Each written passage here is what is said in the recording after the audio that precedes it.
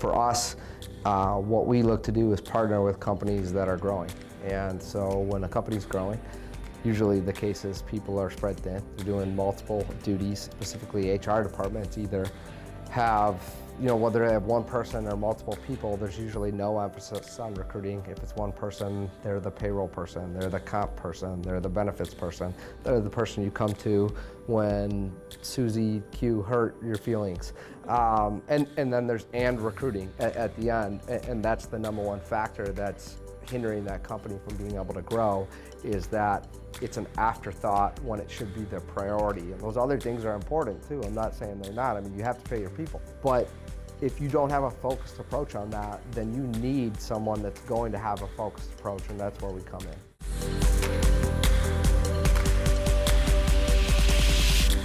I think it's everything. I think that's one of the biggest advantages that companies get with a recruiting firm, is that because outside of like a retained type model, you don't pay the recruiting firm anything until they deliver you a great candidate. And so you have this great model where they can come in, they can talk to you about how great they are and all this stuff. I mean, we can do that, but we have to deliver. We have to come through, we have to find the right person for our client. There's not many situations where you can recruit a service and then wait till it's all done, you're completely happy with it before you pay. It all comes down to like getting an opportunity, but you still have to deliver.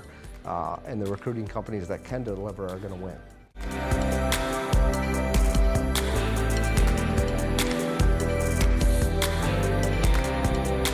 It's tough, right, to find good people. So if you're not using a firm, a lot of people are settling. Now, the inverse of that is a lot of people work with firms, and like a firm can promise whatever they want. Do they deliver on is another thing. And my recommendation for companies that are vetting out recruiting firms or looking for someone to partner with, or maybe multiple partners, is people that tell you that right now they're going to find you like the perfect candidate. The perfect candidate rarely exists. You have to kind of build that within your culture. So our approach isn't to tell people we're going to find them a perfect candidate, but if we get a list of A to Z, or if we're looking at it from, hey, does this person match 100% of the characteristics, we're going to kind of reverse engineer that, and we're going to say, hey, what are the core functions of this job? What are the key characteristics that are vital to someone being successful that they must have? 3 to 5, however many it is.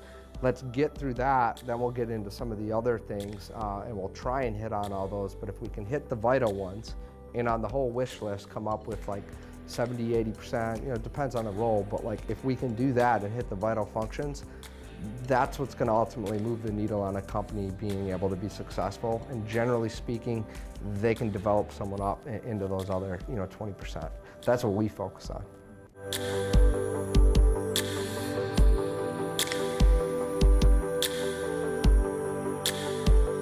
If you're not using a recruiting firm and you're not focused on talking to people all day and recruiting people all day within specific niches and just in general, then you're just not going to have pools of people available that are ready to come work with you. And maybe someone wants to, maybe they're in college, and they're doing that, and we know that 3 years from now they're going to want to be a chemical engineer. Well, we're starting to build that profile and relationship then, and then do consistent touch points throughout that process.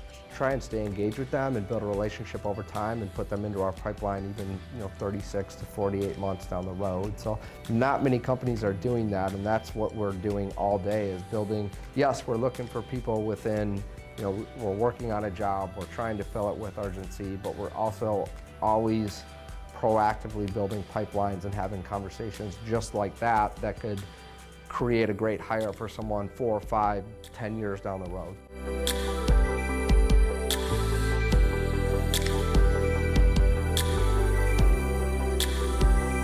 A great hire pays for itself. Something that's key for us always is, hey, why is the position open?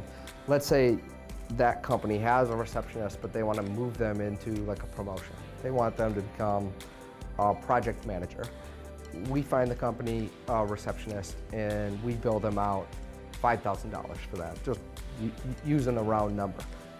If that person that they paid us $5,000, if that allows us to let that other person go off and be a project manager, and that helps the company bring in an extra 50 that year, I mean, that's 10 times return on your money. I mean, a good hire it pays for itself.